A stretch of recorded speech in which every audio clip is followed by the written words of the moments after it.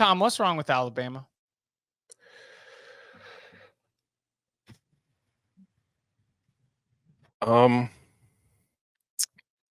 They lost their entire coaching staff and a lot of players, both to the NFL and the transfer portal. And while some of the players they brought in were better than some of the guys that left, on the whole, their roster got worse. And I think specifically on the defensive side of the ball is where you are seeing most of the impact of that. Alabama is a good team. Alabama is probably a top 10 team. I would not, under any circumstance, put them outside the top 15. But I could see if you wanted to make an argument that they're 8, 9, or 10, I would listen to it. But they're not the elite number 1 Alabama. They're not the number 2 team. They're not the number 3 team. They're just not. So when they lose to Vandy, it seems like a freak accident, but Vandy outplayed them. And then this week, they really struggled to get by South Carolina. And I just think that when you're not the elite team, you are going to have these games. When you were Alabama or Georgia, every once in a while you had a yawner, a sleeper where you walk through a game and you didn't play your best, and then you come back the next week and you win by 40 again. I don't think that's in the bag anymore, not unless they're playing a truly terrible team. The long run by Alabama running back today. Any guesses? 14. A little lower. Tom? 12? Lower. 8. Yeah, I know that Haynes and Miller both were like they were sitting on like a 12 for 36, more or less. Like, do you have the box score pulled up right now? I do, actually. Yeah. Yeah. Is it something like they're both at like 8 for 28, 12 for 36, like somewhere in those kind of ranges? I thought that they would be able to hit some explosive runs on South Carolina because other teams have too. Like South Carolina is not quite as good at safety as like a Kentucky is, just for a comparative, really good up front defense. I think Kentucky's a little better in the back end. I don't know that Bama's blocking from like the tight ends and the receivers was anywhere near as good in this game as it was in that game against Georgia. Right. And maybe, I don't know what that is. Like, I know they're young in some spots there. And Milroe, like, he wasn't terrible today, with the one exception of like before this game probably plays out differently if he doesn't do that thing before the half that leads to the what's the word I'm looking for here? The safety, right? Like what that was a little strange. Right. But man, I thought that they would be able to run the football better on these guys. Like, I do think Bama's offensive line is like pretty big and pretty physical, and they moved Georgia some, and they didn't get consistent movement against South Carolina, and that's a bit of a concern. I still think this is a really damn good team, and I can't drop them out of the top 10 for sure. Well, all right. But they're still, like I said, they're still top 10. But when you're top 10 these days, we talked about it, the gap is closing on like the non-elite. If you're not in the elite, the gap is closing between everybody. So if you're the 7th, 8th, or 9th best team in the country, you're a lot closer to the 40th than you used to be. And especially when you go up against a team like this South Carolina team that has an outstanding defensive line that can take parts of your offense away from you, you're going to get stuck in these kind of games. Like, I think that for most of the day, that offense, like the Alabama, it was like Jalen Milroe or nothing. Like, Ryan Williams probably had his worst game as in his long college career. What do you have, like 4 catches for 30 yards? I just thought that offensively they looked stale and kind of predictable and overly reliant on Jalen Milroe. And defensively, like, they didn't play as poor as they did last week, but they still couldn't get off the field. Yeah, they still had trouble getting off the field. Because this is my thesis. Alabama is a very talented team with a couple of stellar individuals, but since the end of the first quarter of the Georgia game, Alabama has not been playing winning football. They have not been doing the details well. And when I was right, I mean, I did the real jerk move of just like singling out a few things, which is huge, small sample size theater. But you need to have some kind of evidence for your argument, right? So Alabama entered the game number 108 in penalties per game, number 112 in penalty yards per game. Had another day where there were a couple of just like mind-blowing procedural stuff, just like the details were not sharp.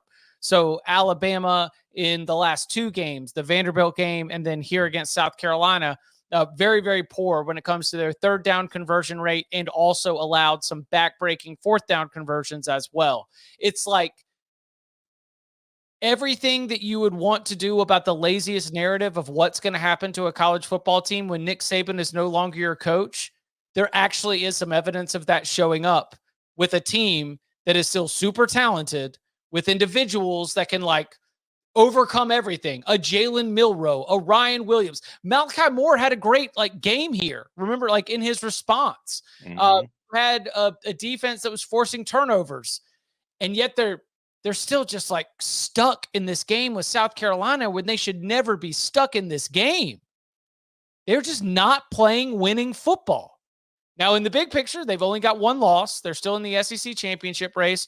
They've got a head-to-head win against Georgia, which means if we get to the end of the season and they're both fighting for one spot to see who's going to be in that game, well then, hey, that head-to-head win could end up putting Alabama right where they want to be.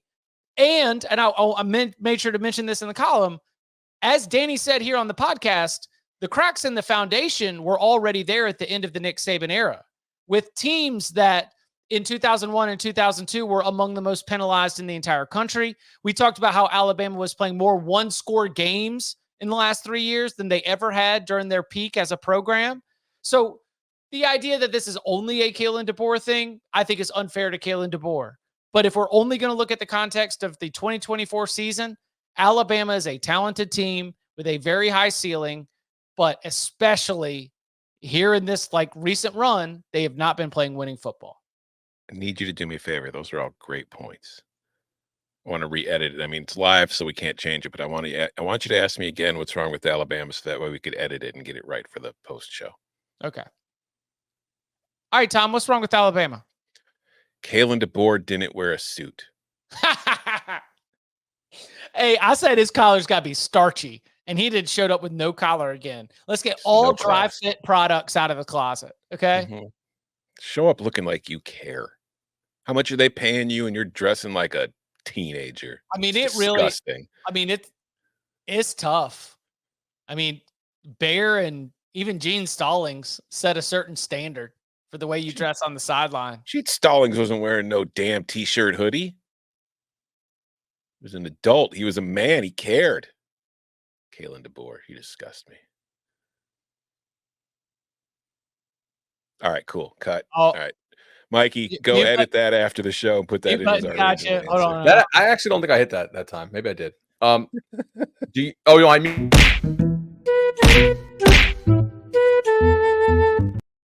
let's go. I love that. Oh man. Do you think they wanted Milroe to run the ball 18 times today? No. That's kind of my ongoing concern here. Like we talked all offseason, like, hey, I don't think they're going to ask Milroe to be some kind of NFL style passer. Most likely. Like, you know, that Milroe talked about how Bill O'Brien told him he should move to tight end or whatever, you know, or whatever he said. But, you know, like I clearly like didn't always believe in him as a quarterback. Like, he's a quarterback, but he's a quarterback that, you know, has to play a certain type of way in order for this offense to be as best as it can. I think if you're Alabama, you're like, damn it, I really wanted to win this game without him having to play like that style. Like, what do you have, 18 carries? I mean, part of sacks and some scrambles too, but no, a lot of designed runs though. I mean, it was that's what I'm saying. I don't think they wanted to have to press that button and like how many times was he tackled? It was more than a couple, you know. I mean, there were some quarterback sweeps that only went for 4 yards, you know. Dude, Shedeur is playing great, by the way. Like I know we're talking Bama, but he has 2 incompletions. He's 21 of 23. Really, like I don't know. I think he's playing really well. He's a good player. But he's continuing to get a lot better. Yeah, I mean, Bama has a tough, like, there are enough teams here that they could lose to, especially if he starts to wear down at all. Like, Milroe is the best athlete on the field every time he steps on the field.